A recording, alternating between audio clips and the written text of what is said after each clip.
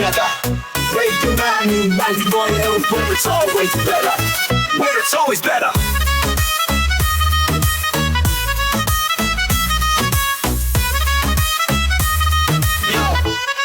Yo, सुबह का सूरज या शाम का रंग, we bring you joy हर जुबान का धन। Community की बात हम है आपके साथ, let's spread the love, चलो मिल के साथ। Tune in, turn up, दिल से बात करो, रेडियो मानू ताकि गुरु FM के साथ चलो। Every voice counts, हर लम्हा यहाँ, चलो बात करके देखते हैं, let's all shine on। Yo, let's all go। सेहत की बात और dreams to share, Radio Manu 92 FM, we're always there. From unity to joy, we bring the light. Every word, every tune makes everything right. Listen up, it's time to unite. Radio Manu 92 FM, shining bright. Dill se suno, we love and care. Chalo baat karke dekhte hain, let's take it there. So come along for the ride. Radio Manu 92 FM, we're by your side. चलो बात करके देखते हैं, your voice, your guide.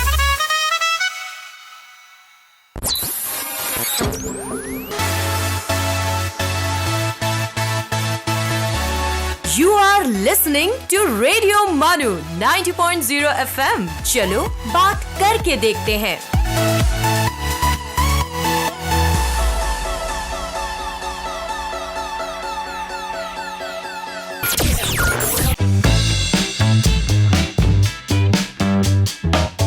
ये है radio मानू 90.0 FM। पेश है थिएटर की दुनिया। आदाब दोस्तों, मैं मोहम्मद मुजाहिद अली थिएटर की दुनिया में आपका इस्तकबाल करता हूं। थिएटर की दुनिया में हम थिएटर से वाबस्ता शख्सियतों को आपके रूबरू पेश करेंगे। इसमें हम ड्रामा निगारों, फनकारों और सेट डिज़ाइनरों, पेंटर और मेकअप आर्टिस्टों से आपकी मुलाकात करवाएंगे। आज हम आपकी मुलाकात एक ऐसी शख्सियत से करवा रहे हैं जो पिछले 4 दहाकों से थिएटर से वाबस्ता हैं।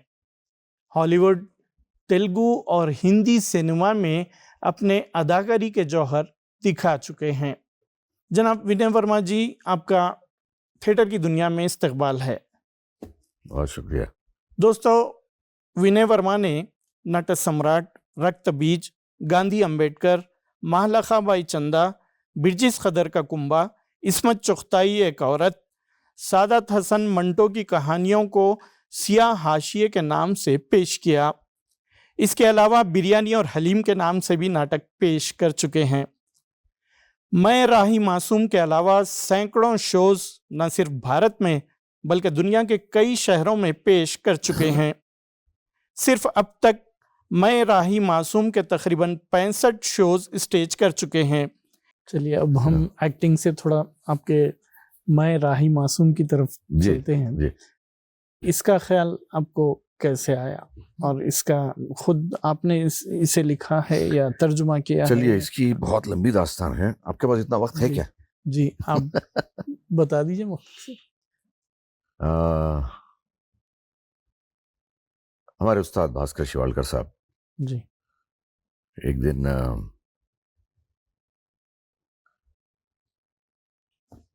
एक ज़ेरॉक्स की शीट लेकर आए जिस पर वसीयत एक नज़म थी, तवील नज़म। उसके नीचे में देखा कि राही मासूम रजा लिखा हुआ है। उन्होंने बोला कि मैंने पढ़ो, पढ़ के मेरे को बोलो। तो पढ़ा राही साहब की, मैं वसीयत किससे करूं, कैसे करूं, काफ़ी लंबी और तवील नज़म है राही साहब। पढ़ा, मैं बोला अच्छा है भास्कर भाई, करिए। अब जब हम करने की कोशिश किए तो उसका सेट डिज़ाइन बना, उसकी लाइटिंग बनी, फलाना बना, और करने बैठे तो वो 12-14 मिनट से ज़्यादा नहीं हो रहा था। वो फिर ख्याल आया कि क्या करें भाई।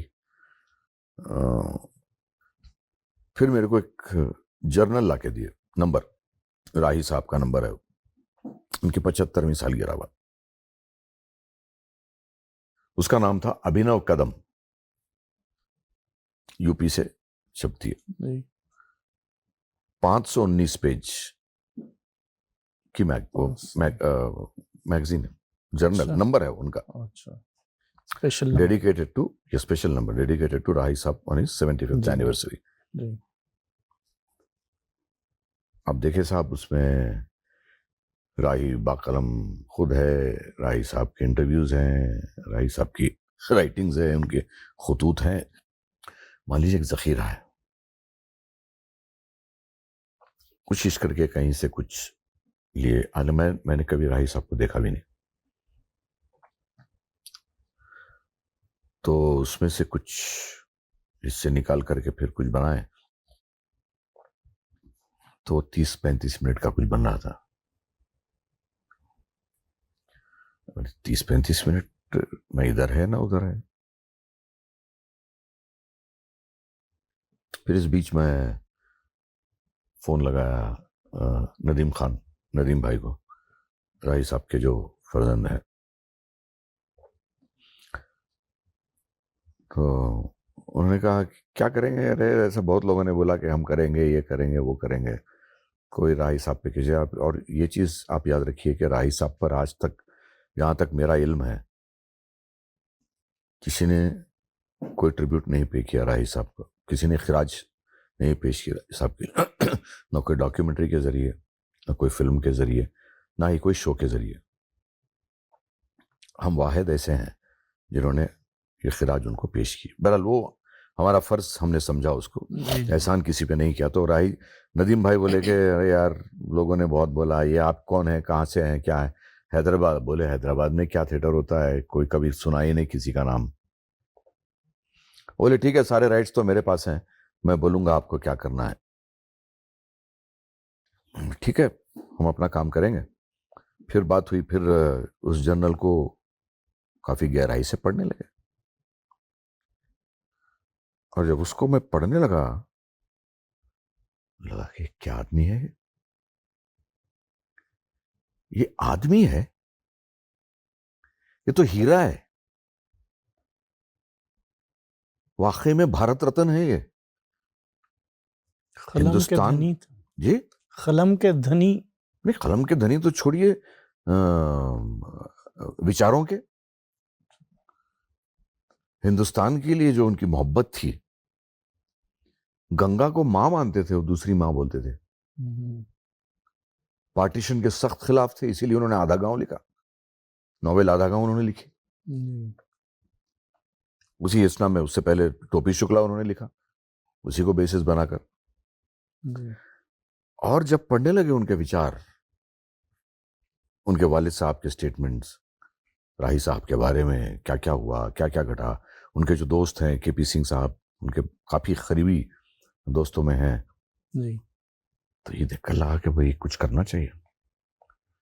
और फिल्मों के बारे में उनके ख्यालात और फिल्म राइटिंग उनकी, आलाप के गाने उन्होंने लिखे, नैयर आंटी ने गाने लिखे आलाप के, नज़म कुछ लिखी उसमें उन्होंने, भजन लिखे उन्होंने बल्कि आलाप के, राही साहब सरस्वती का। और मैं तुलसी तेरे आंगन की, जिसपे अवार्ड उनको मिला था, तो मेरे जहन में वो एक ही फिल्म थी, और महाभारत B.R. चोपड़ा साहब की। तो पढ़ते पढ़ते पढ़ते मुझे ऐसा लगा कि ये कैसा आदमी है, कुछ करना चाहिए जरूर। तो स्क्रिप्ट मैंने मुकम्मल करनी शुरू की, सारा इंफॉर्मेशन वहां से लिया, और हर चीज स्क्रिप्ट में जो भी है 75 मिनट में लफ्ज पर लफ्ज राही का है। अच्छा, हमने हमारी तरफ से एक भी लफ्ज नहीं जोड़ा उसमें। कहीं इंटरव्यू से कुछ उठाया, कहीं खतूत उनके पढ़ लिए, फिर आधा गांव के बारे में कुछ है, कुछ टोपी शुक्ला के बारे में, कुछ ओस की बूंद के बारे में, फिर उनका फिल्मी सफर, फिल्म इंडस्ट्री में उनके दोस्त, उनकी खुद की पर्सनल लाइफ,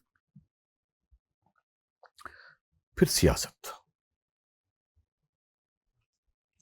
पर उनके जो ख्यालात हैं, थप्पड़ मार ख्यालात, फक्कड़ तबीयत जिसको बोलते हैं, मॉडर्न कबीर, बख्शना नहीं किसी को, दोनों तरफ हार्डकोर जो एलिमेंट्स हैं, जो तशद्दुद फैलाना चाहते हैं, और ऐसा ऐसा उन्होंने लिखा है उनके बारे में, तंज तंज में माहिर जी। राही मासूम रजा, गैर मामूली, अंदाजा नहीं लगा सकते आप। फिर स्क्रिप्ट बनी सब, एक खाका तैयार हुआ। फिर वो स्क्रिप्ट हमने नदीम भाई को और नैयर आंटी को भेजी। बोले यार ये तो कमाल है, स्क्रिप्ट तो कमाल कर रही है, मासूम को जिंदा कर रहे हैं आप, ठीक है आप कीजिए। तो फिर मैं बोला भास्कर भाई स्क्रिप्ट तो रेडी है, क्या करना है? अभी है 75 मिनट की हो रही लगभग रीडिंग में, क्या करेंगे? विनय तुमको करना है। अरे मैं करूं ये? क्या है वो आदमी की एज क्या है, उसकी सोच क्या है, उसका म्यार क्या है, मैं क्या हूं? मैं कहां से करता हूं? मैं नहीं कर सकता भाई, करना तो आपको है। कैसा करूंगा भाई? मैं कभी देखा नहीं उनको, कभी सुना नहीं, क्या है क्या नहीं कुछ नहीं मालूम। कैसा करो? मालूम नहीं, रिसर्च करो,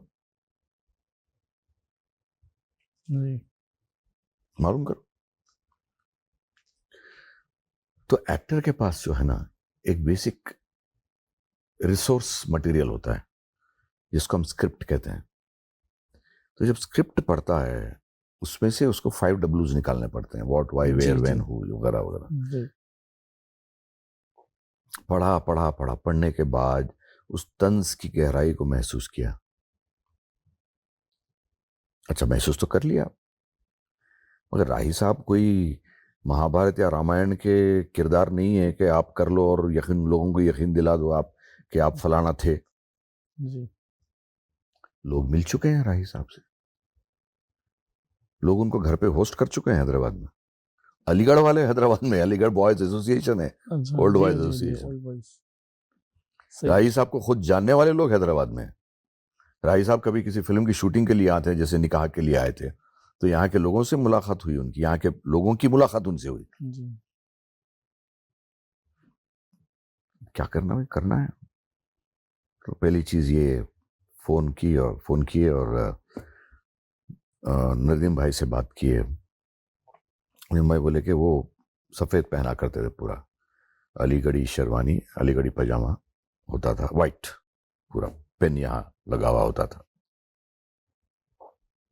अच्छा फोटो के नाम पर, उनको देखने के नाम पर एक फोटो, पासपोर्ट साइज फोटो मेरे पास उनकी थी। अच्छा। और कोई फोटो मुहैया नहीं हो सकी मेरी उनकी। फिर वो बोले कि ऐसा था कि उनका ड्राइंग रूम जो था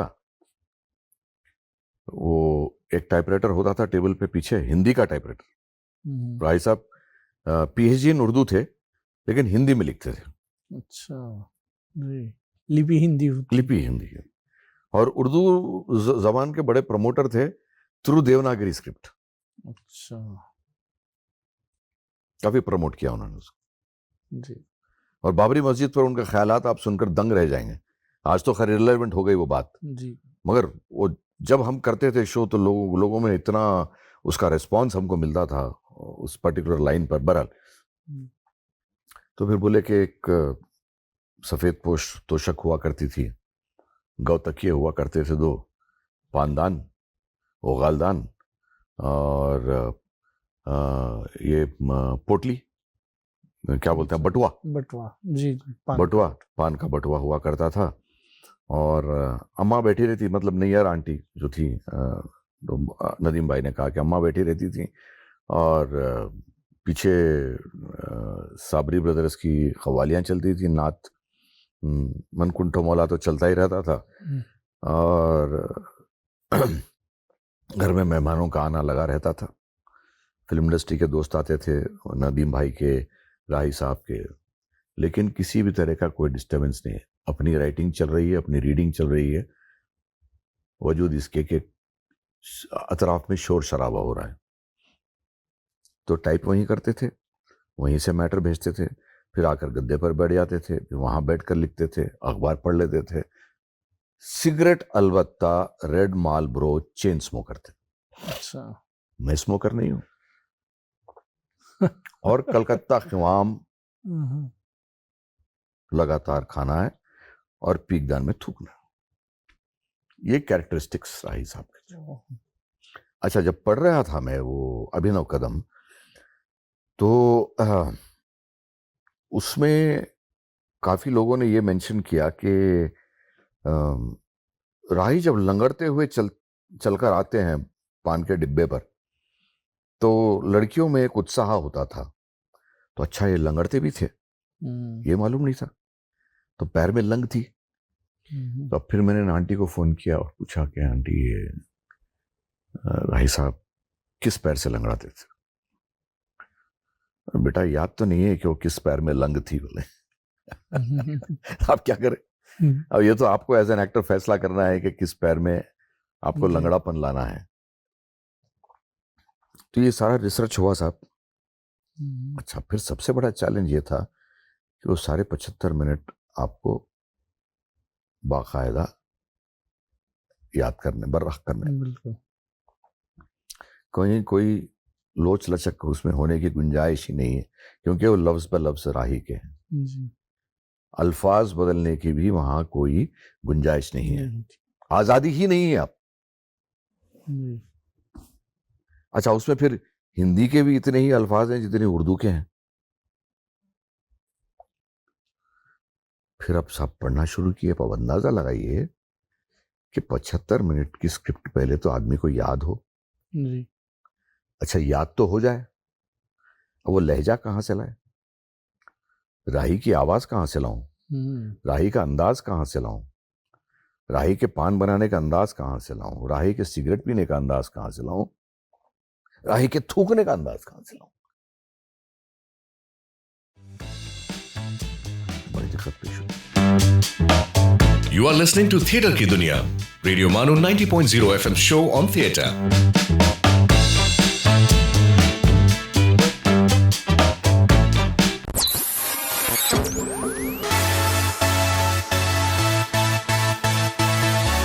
सुनते रहिए रेडियो मानो 90.0 FM। चलो बात करके देखते हैं।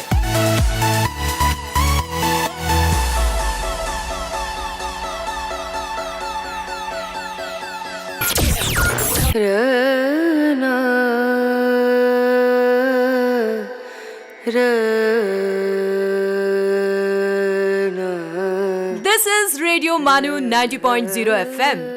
Let's listen to the Mindful Minute.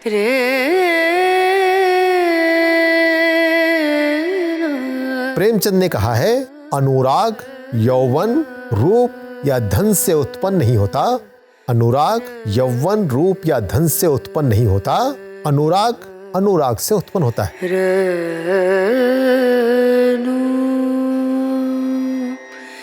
Steve Jobs once quoted, "Your time is limited, so don't waste it living someone else's life. Don't be tracked by dogma, which is living with the results of other people's thinking."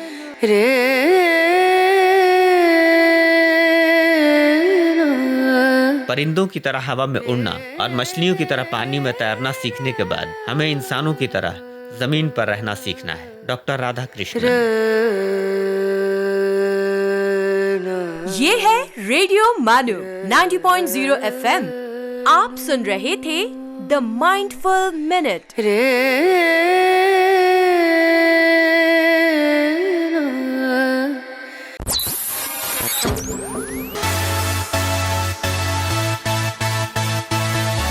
आप सुन रहे हैं radio मानो 90.0 FM। चलो बात करके देखते हैं।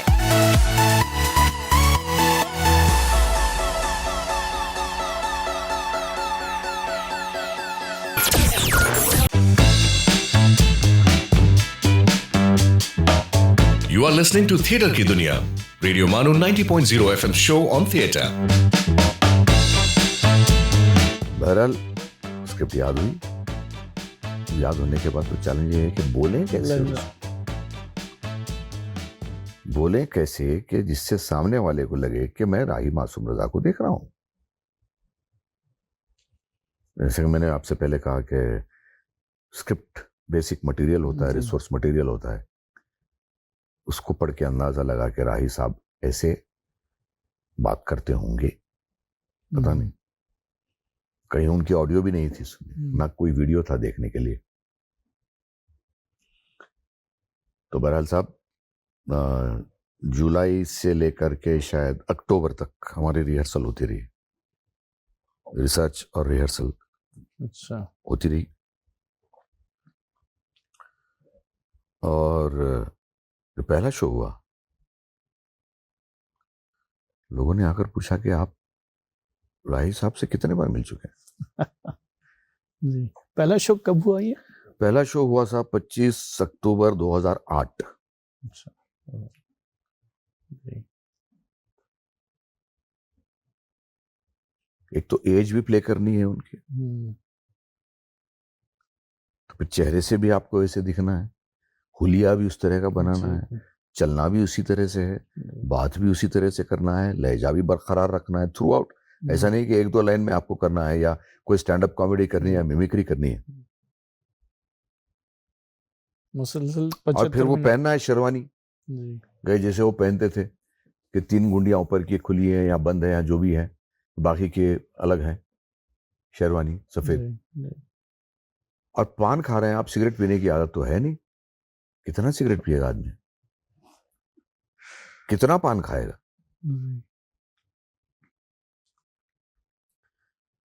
तो पहला शो जब हुआ साहब, अलीगढ़ के लोग और कुछ लोग जो उनको जानते थे, जो उनसे मिल चुके हैं, जिनसे उनके मरासिम रहे हैं, बोले आगे कि ये मतलब हम यकीन नहीं कर सकते कि ये राही नहीं।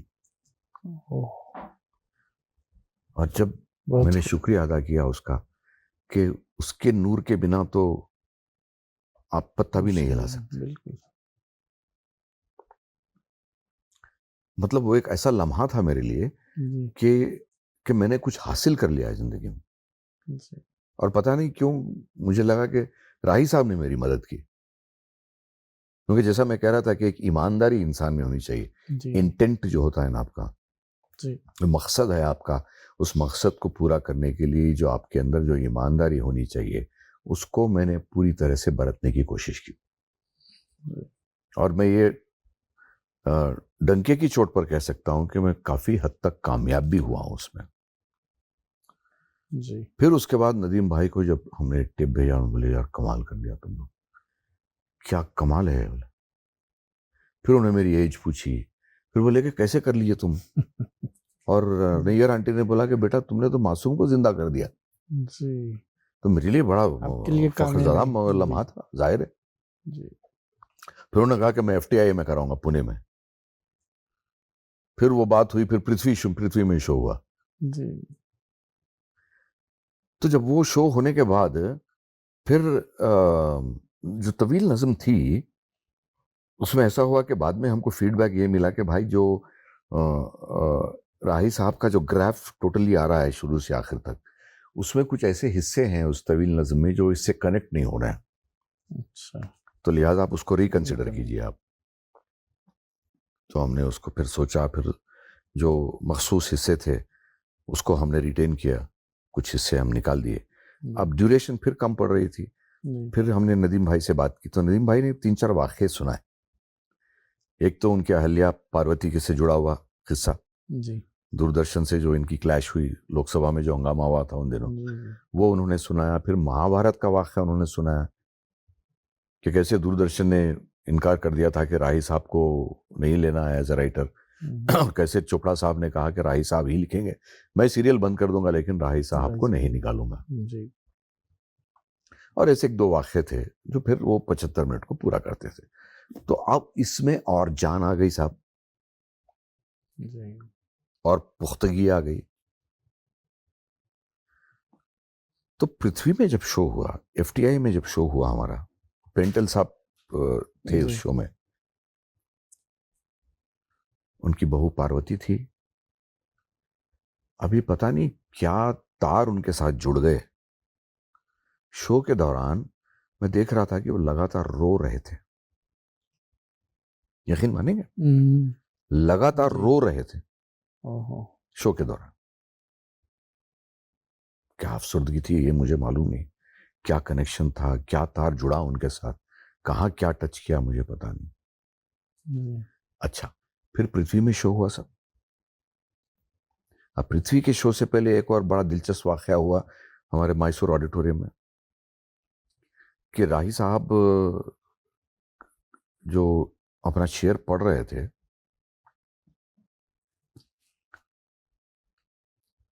पहले जैसे पहला मिसरा शुरू हुआ, उधर से सानिया आने लगा। कोई मोहतरमा थी बैठी हुई, अच्छा, अकेली आई थी।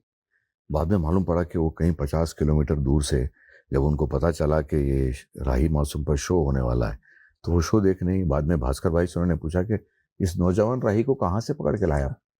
हूबहू राही है, जी, वैसे ही बात करता है, वैसे ही चलता है, वैसे ही सिगरेट पीता है, वैसे ही पान खाता है। अब ये बताइए कि कौन करा रहा है ये? जी, हम तो कठपुतली हैं। जी,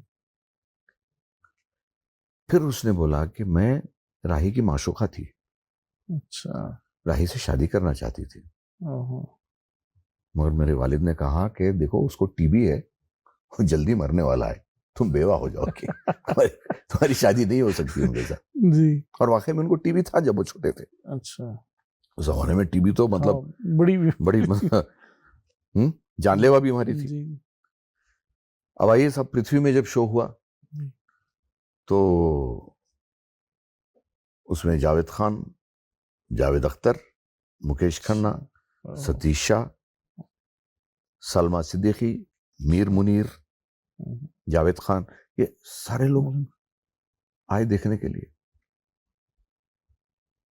और कई लोग आजुर्दा भी हुए, और इतने मुतासिर हुए लोग। जावेद अख्तर साहब ने बाद में कहा कि it was uncanny. Javed Akhtar ने खुद कहा। जी, और सबसे दिलचस्प बात यह कि ऑडिटोरियम के बाहर, पहले दरवाजे के बाहर पृथ्वी में, मैं दरवाजा खोलता हूं और सामने देखता हूं कि निदा फाजली साहब खड़े हुए हैं। अच्छा, निदा फाजली साहब ने मुझसे कहा, मैं 3 मिनट लेट था, इन्होंने मुझे अंदर नहीं आने दिया,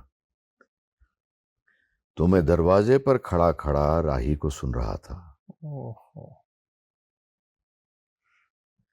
अब इससे बड़ा कॉम्प्लीमेंट किसी भी एक्टर के लिए क्या हो सकता है, बताइए। और वो राही साहब के हंसने का तरीका क्या है, देखिए आप, सोचिए राही साहब कैसे हंसते थे। इतनी बारीकी से उन्होंने सुना, जी, इतनी बारीकी से उन्होंने सुना, तो निदा साहब के साथ तो मुलाकात में कभी नहीं भूल सकता। जी, जावेद अख्तर ने जो कहा वो मैं नहीं भूल सकता। जी, और भी जो लोगों ने मुझे मुझे मुझे दुआएं दी, मुझे आशीर्वाद दिया, उसी की बदौलत, उसी के बल पर, उसी की हिम्मत पर जी, मैं आगे ये शो कर रहा हूँ। जी, लंदन के शो में मैं आपको वाक़या सुनाता हूँ।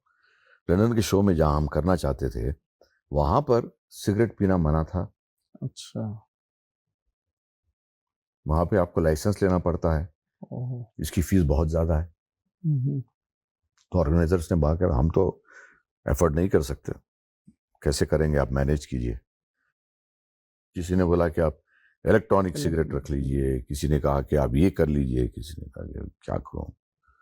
मैं बोला सोचना छोड़ देते हैं, जो होगा देखा जाएगा। और साहब, मैं स्टेज पे गया, जितने सिगरेट राही साहब पीते थे, मतलब हर शो में जितने सिगरेट मैं सुलगाता था, उतने ही सिगरेट मैंने हाथ में लिए, सुलगाए जैसा उसको किया, लेकिन सिगरेट को सुलगाया नहीं। लेकिन लगातार ये दिखाता रहा कि मैं कष्ट पी रहा हूं, कष्ट ले रहा हूं। आप हैरत करेंगे मुजाहिद भाई, कि शो के बाद तो खैर काफी लोगों को पसंद आया, लेकिन एक डॉक्टर सईद थे जो राही साहब के क्लासमेट ऑडियंस में बैठे। जी, उन्होंने कहा कि आप सिगरेट हूबहू राही की तरह पी रहे थे ओहो, और पान हूबहू राही की तरह खा रहे थे। जी, मैंने सिगरेट सुलगाई नहीं, बल्कि हर शो में भी मैं सिगरेट सुलगाता हूं, लेकिन ऑडियंस को ऐसे लगता है कि ये आदमी शुरू से आखिर तक लगातार सिर्फ सिगरेट पी रहा है। पान गिन के 3 खाता हूं, लेकिन लोगों को लगता है कि मैं कंटिन्यूअसली पान खा रहा हूँ। तो ये एक्टिंग का ये एक आपके तजुर्बे का हुनर होता है जो लोगों को आप बहकावे में लाते हैं, एंगेज करके रखते हैं। तो ये हुनर क्या है, आते आते आता है, जैसे जैसे आप करते हो। तो ऐसे काफ़ी वाक़यात हैं जो घटे हैं। इसमें आपकी काफ़ी मेहनत रही, काफ़ी रिसर्च रहा जी। मैं चाहता था कि आप कुछ उसके डायलॉग यहाँ पे अरे कुछ बाप रे पेश बाप, ये तो बहुत is asking for too much. चूंकि अब आप इतनी तारीफ सुनने के बाद जो है हमारे ये जो प्रोग्राम देख रहे हैं उनके लिए ज़रूरी है कि थोड़ा सा आप मासूम बन जाएं। अगर आप मुझे पहले बोलते तो मैं थोड़ा सा तैयारी करके आता। मैं तो जो याद है वो डायलॉग बता दीजिए, सुना दीजिए। वसीयत क्या करूं, किससे करूं आखिर, न जाने मौत किस आलम में आएगी, किसे मालूम वो मुख्तार या मजबूर आएगी, किसे मालूम वो हंसती खेलती आएगी या जख्मों से बिल्कुल चूर आएगी, वतन में या वतन से दूर आएगी। वसीयत क्या करूं, सुना है कि मौत का एक दिन मुअय्यन है, तो फिर होगी किसे परवाह, मैं उसकी राह तकता हूं न तकने का इरादा है, यही तो जिंदगी का एक तकाजा है। मैं इस दुनिया से क्या मांगू, मुझे बेचा है इस दुनिया ने बरसों, और ये दुनिया ड्राइंग रूमों, कहवा खानों और बेजान मैखानों की ये दुनिया मुझे बिल्कुल ही भुला दे तो अच्छा है, कि न जाने कितनी बार उसमें मेरा नाम आएगा।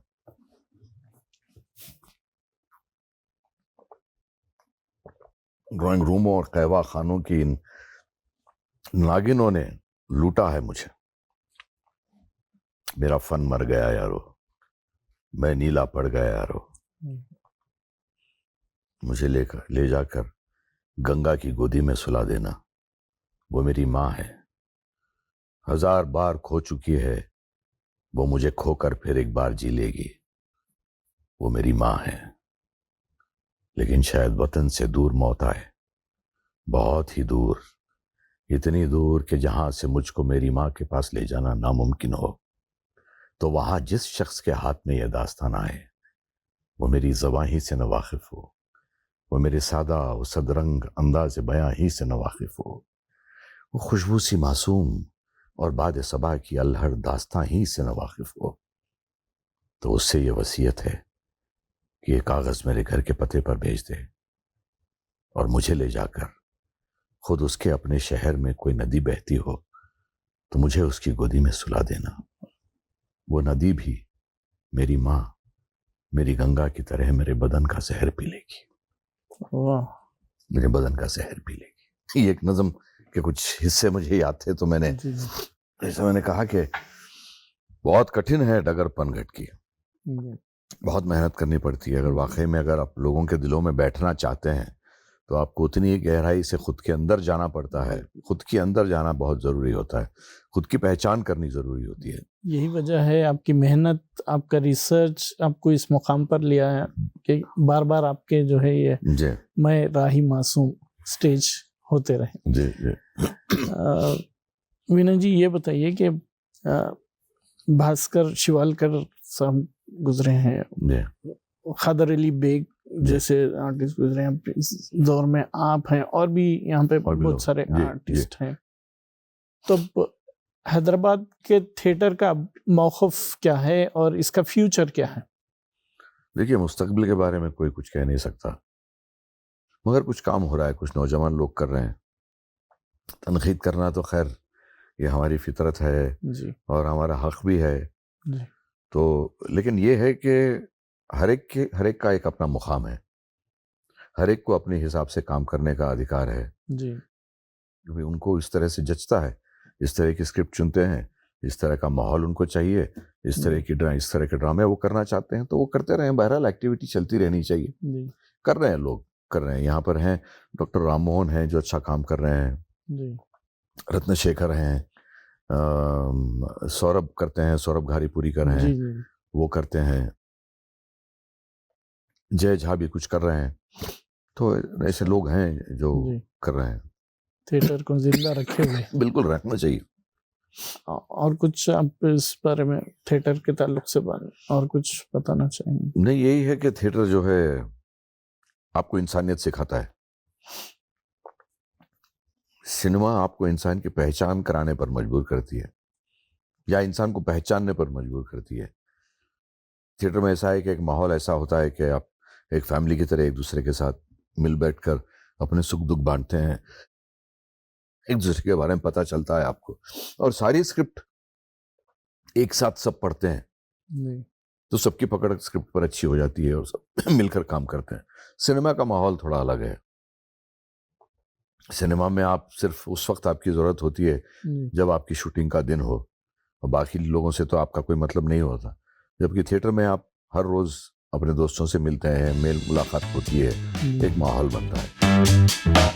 आप सुन रहे हैं थिएटर की दुनिया, रेडियो मानू 90.0 एफएम का थिएटर शो।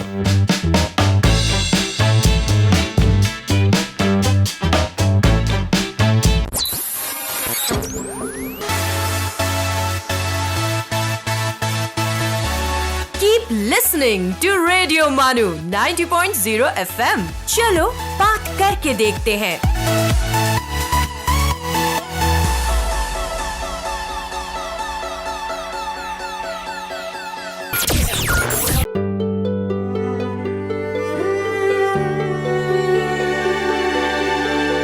आइए अब सुनते हैं अर्ज किया है। आदाब, मैं हूं डॉक्टर हशमत। आप सुन रहे हैं अर्ज किया है। अर्ज किया है में आज हम गुफ्तगू करेंगे कलाम हैदरी की। मोहम्मद कलामुल हक हैदरी उनका पूरा नाम था। कलाम हैदरी की हैसियत से मशहूर हुए। उनकी पैदाइश मुंगेर, बिहार में हुई। इब्तिदाई तालीम ईटा, उत्तर प्रदेश में हासिल की। रेन कॉलेज कलकत्ता से आईकॉम का इम्तिहान पास किया। रांची कॉलेज रांची से बीए और पटना यूनिवर्सिटी से एमए की डिग्रियां हासिल की। पूर्णिया डिग्री कॉलेज में मुलाजमत की। अंजुमन तरक्की उर्दू बिहार के जनरल सेक्रेटरी और अंजुमन तरक्की पसंद मुसन्निफीन के सरगर्म रुकन रहे। कलाम हैदरी ने हफ्तेवार मोर्चा और महानामा आहंग शहर गया से शाये किया और उनकी इदारत भी की। कलाम हैदरी की कहानियों का पहला मजमुआ बेनाम गलियां के उन्वान से 1955 में शाया हुआ। उनके दूसरे अफसानवी मजमुओं के नाम सिफर, अलिफ लाम मीम और गोल्डन जुबली हैं। बरमला उनके अदबी तबसरों का मजमुआ है। अदब और तसव्वुफ और तफहीमात उनकी इल्मी किताबें हैं। दोस्तों, ये थे कलाम हैदरी और उनके अदबी कारनामे। आपसे होगी दोबारा मुलाकात इस उम्मीद के साथ। इजाजत दीजिए। आदाब।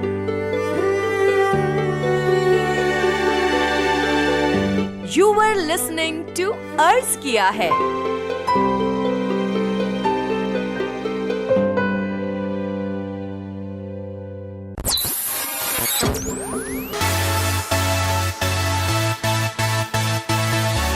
You are listening to Radio Manu 90.0 FM. चलो बात करके देखते हैं।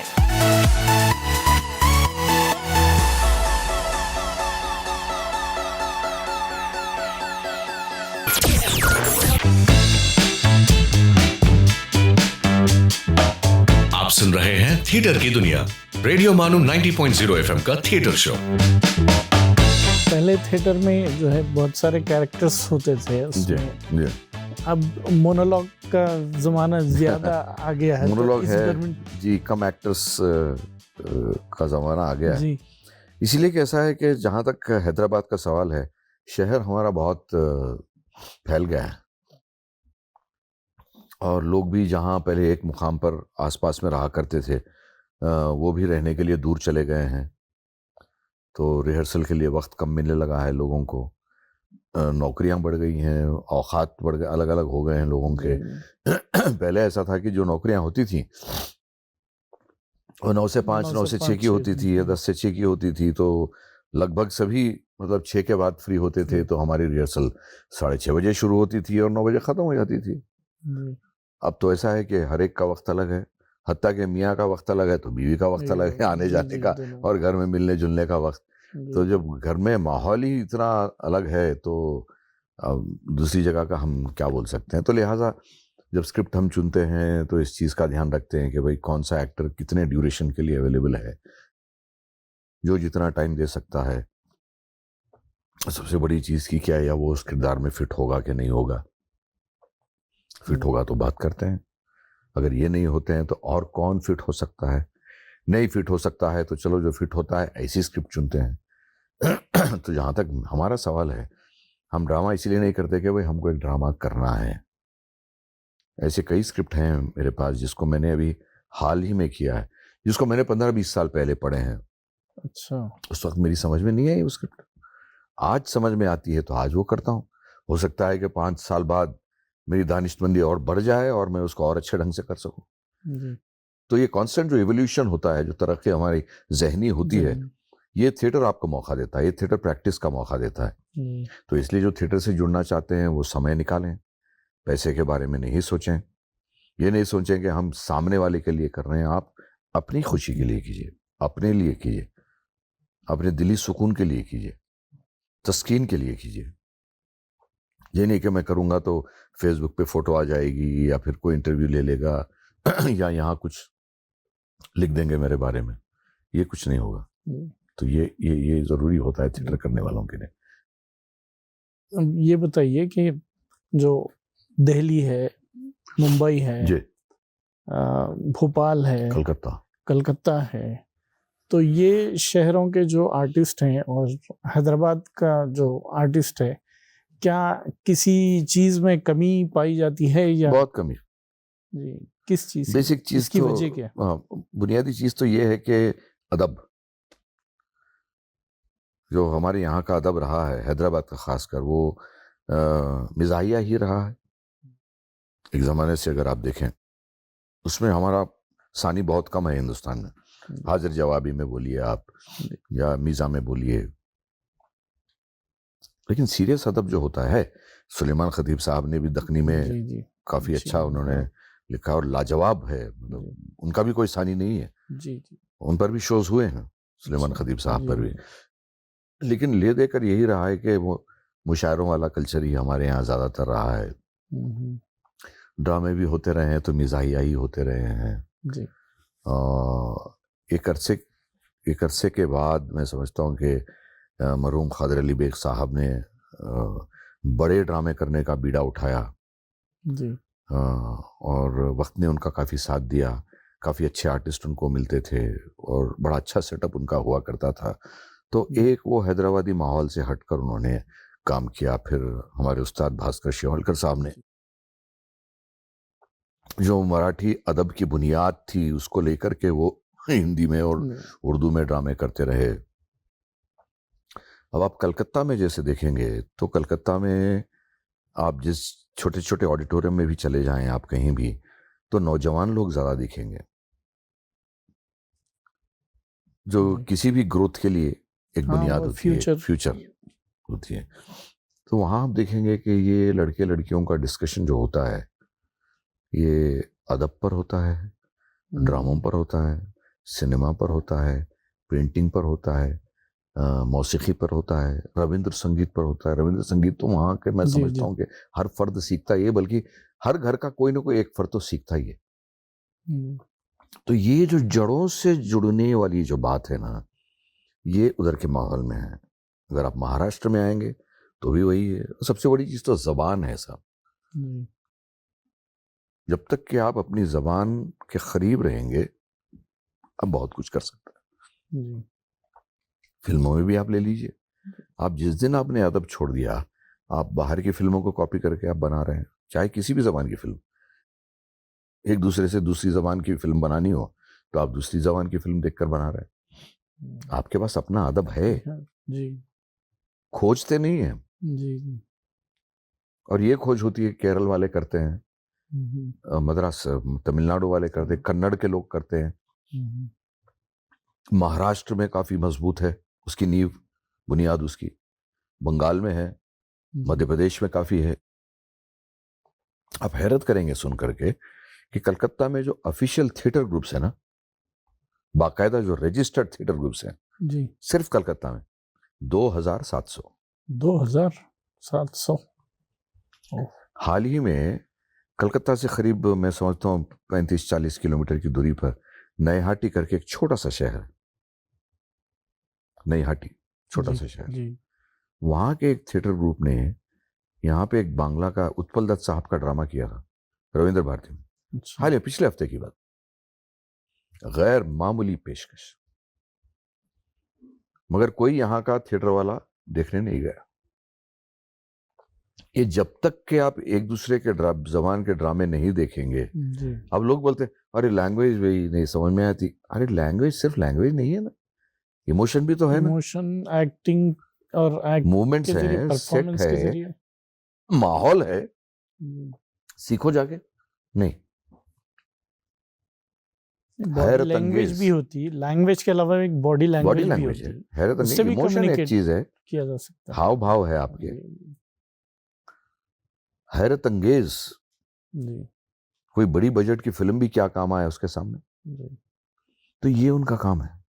और छोटा सा शहर है सब, नईहाटी, जी आपने तो नाम भी नहीं सुना होगा गालिबा। जी, हाँ, बिल्कुल। कलकत्ता का नाम हम सुनते हैं बंगाल में। जी तो वहां की टीम ने किया, जी 26 आर्टिस्ट ओहो। स्टेज पर, जी, मेल फीमेल मिलाकर 26 आर्टिस्ट, और टोटल टीम 40 लोगों की, वाह, पूरा सेट ओहो, गार के साथ। गार भी बनाया उन्होंने स्टेज पर। जी ये थिएटर होता है सब। जी, और अपनी, उन्होंने ये नहीं कि हम हैदराबाद में कर रहे हैं तो हम हिंदी में कर लेंगे, लोगों की समझ में आएगा, या तेलुगु में। नहीं, उनको उनकी जबान में करना है। तो ये पहले तो आपको अपनी मिट्टी से प्यार होना जरूरी है, बिल्कुल सही। अपने माहौल से प्यार करना जरूरी जी। है। आपके आपकी आपकी आपका जो अदब है उससे प्यार करो, अपनी जबान से प्यार करो। जी आपके पास का जो खाना पानी है जी उससे प्यार करो। पिज्जा बर्गर छोड़ो, पास्ता छोड़ो, जी जो आपका खाना है जी। वो खाओ। हर चीज का असर होता है सर। आपने बिरयानी और हलीम पर भी कुछ काम किया है, तो उसके बारे में कुछ बताइए। बिरयानी और हलीम की भी बहुत मजेदार कहानी है। ऐसा हुआ कि हमारी एक तुलवा थी जो अभी डॉक्यूमेंट्री फिल्म्स बनाती हैं, जेनिफर नाम से। उन्होंने कहीं सेंट फ्रांसिस कॉलेज में कभी किया था या किसी का किया हुआ एक छोटा सा ड्रामा जो आज से लगभग 130-135 साल पहले लिखा गया, 15 मिनट का छोटा सा स्किट टाइप का है। उसका नाम था the pi and the tart. Bakery में जो आइटम मिलते हैं, जी। टार्ट, पाई वगैरह, तो उसके राइटर हैं ह्यू चेस्टरमैन करके। जी वो फ्रेंच माहौल में उन्होंने लिखा कि दो भूखे भिखारी कैसे बेकरी वाले को बेवकूफ बना करके उसके यहाँ से वो चीजें ले लेते हैं भूख मिटाने के लिए। अब उसको हमने पढ़ा तो पहले कुछ समझ में नहीं आया, बोले कि इसको क्या करेंगे, इसको इंडियनाइज करेंगे। क्योंकि एक खास बात एक मैं बताना भूल गया आपको कि जो ड्रामे आप करते हैं चाहे किसी भी जबान में हो, वो जो आपकी ऑडियंस आती है उनके साथ उनका तार जोड़ना जरूरी है। जी नेटिविटी जिसको हम बोलते हैं, जी। कनेक्शन जिसको बोलते हैं, माहौल से जुड़े, जबान से भले ही न जुड़े, माहौल से जुड़े। तो हमारा काम ये था कि भाई भूख तो यूनिवर्सल इमोशन रिक्वायरमेंट है, जी तो वो तो अच्छी चीज है, चलो इसको इंडियनाइज करते हैं। इंडियन में खाने में आदमी भूख में सबसे ज्यादा क्या मांगता है, कोई अच्छी खासी चीज हो, जैसे बिरयानी हो गई, तो अब क्या करेंगे इसको, चलो बिरयानी और हलीम नाम रखेंगे। अच्छा इंडियनाइज क्यों करना, चलो इसको हैदराबादाइज करेंगे। अच्छा। तो उसको फिर तर्जुमा उसका हैदराबादी में होना शुरू हुआ, और जब हैदराबादी में होना शुरू हुआ तो जाहिर है कि वो यहाँ का माहौल, यहाँ के मुहावरे, यहाँ के रिश्ते, वो सब बनते बनते जो है वो 15 मिनट की छोटी सी स्क्रिप्ट पूरी 1 घंटे की हो गई सब। अच्छा उसमें तंज भी है, जी उसमें मीज़ा भी है, उसमें माहौल में हर तरह का जो मखौल उड़ाना है हालात को लेकर के वो भी है। हत्ता कि जब हम नया शो करते हैं, जब भी नया शो करते हैं, तो उसमें जो मौजूदा हालात हैं, समाजी हालात जो मौजूदा बदल रहे हैं, जी उसको हम किसी न किसी तरह उसमें उसके साथ जोड़ते हैं। जी तो वो काफ़ी हिट हुआ। जी उसको हमने धारवाड़ में किया, और भोपाल में उसके शो हुए और हैदराबाद में तो खैर गैर मामूली तौर पर वो कामयाब रहा। ये कौन से ईयर की बात है? ये भी शुरू हुआ सब 2009 में 2009। और वो सिलसिला चल रहा है अभी तक। किसकी लिखी हुई थी ये स्क्रिप्ट? ये जैसे मैंने आपको बोला कि इंग्लिश में लिखी ह्यू चेस्टरमैन ने, ओरिजिनल तो और हाँ, तो उसको तर्जुमा हमारी टीम जो होती है, वर्कशॉप के जो एक्टर्स थे उन्होंने मिलकर किया था, और 2 एक्टर्स ने मिलकर उसको डायरेक्ट किया था। एक हैं दीप्ति गिरोत्रा और दूसरे हैं मोहित करके। तो इन दोनों ने मिलकर इसको डायरेक्ट किया, और जैसे जैसे शो होते गए उसमें नयापन हमने लाने की कोशिश की। कभी कभार आर्टिस्ट बदल गए, फिर माहौल को देखते हुए कुछ लाइनें ऐड कर दी उसमें। इस तरह से वो स्क्रिप्ट समझिए कि कंटेम्पररी बनी हुई है। जी। हिंदी और तेलुगु फिल्मों में भी आपने काम किया, हॉलीवुड की भी फिल्म में आपने काम किया। तो आपका फिल्मों का तजुर्बा कैसा रहा? फिल्मों का तजुर्बा हमेशा सीख देने वाला होता है। जी। हर बार नया कुछ सीखने को मिलता है। उसमें आपको ऐसा लगता है कि अब मुझे कुछ तजुर्बा हो गया है, अब अगली बार शायद ऐसा नहीं होगा, तो अगली बार कोई नई चीज होती है। जी जी जी। फिर आपको लगता है कि अच्छा ये भी बाकी है, और फिर आपको लगता है कि ये ठीक हो गया, तो फिर अगली बार फिर कुछ और होता है।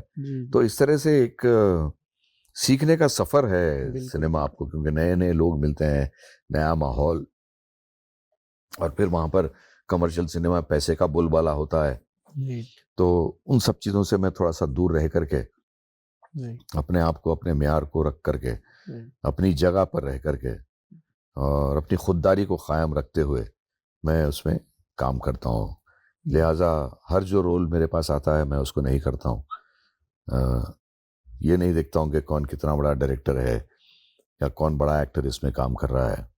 जी। ये देखता हूँ कहानी कैसी है, और फिर उसमें मेरा किरदार कितना अहमियत रखता है, और उसमें इस किरदार को मैं एज एन एक्टर उसकी उस फिल्म की सब्जेक्ट की शख्सियत को कितना बढ़ा सकता हूँ। तो ये सारी चीजें देखने के बाद फिल्म का काम लेता हूँ। आप फिल्म में कैरेक्टर एक्टर भी किए? कैरेक्टर एक्टर ही ज्यादातर मैंने किए हैं। जी। कौन सी? अभी हाल में अगर आपने देखी होगी फिल्म फाइटर एक आई है जो अभी नेटफ्लिक्स पर चल रही है, ऋतिक रोशन, दीपिका पादुकोण और अनिल कपूर की। अच्छा। तो उसमें अच्छा खासा रोल मुझे दिया गया है, और लोगों से सुनता हूँ कि मैंने काफ़ी इंसाफ किया है उसके साथ, और फिल्म के मेयार को भी मैंने अपनी अदाकारी से बढ़ाया है। ऐसा तनकीद करने वाले भी कहते हैं। अच्छा। ये बेहद शुक्रिया आप विनय वर्मा साहब, आपकी एक वर्सटाइल पर्सनालिटी है। आप बेहतरीन एक्टर, डायरेक्टर, राइटर होने के साथ साथ एक अच्छे इंसान भी हैं। ये तो ऊपर वाला जो बनाता है हम बन जाते हैं सब। और बिल्कुल अपने में आप सादगी पसंद हैं और जिंदगी से, ज़मीन से जुड़े हुए हैं। मैं समझता हूँ यही आपकी कामयाबी का राज भी है। पता नहीं, ऊपर वाले ने रास्ता दिखाया और हम उस पर चल रहे हैं बस। दोस्तों, ये थे जनाब विनय वर्मा साहब जो अपने तजुर्बात आपको बता रहे थे। थिएटर की एक और शख्सियत के साथ आइंदा किसी प्रोग्राम में हम आपसे फिर मुलाकात करेंगे। तब तक के लिए दीजिए इजाजत। आदाब। You are listening to theatre की दुनिया, रेडियो मानू 90.0 FM's शो ऑन थिएटर।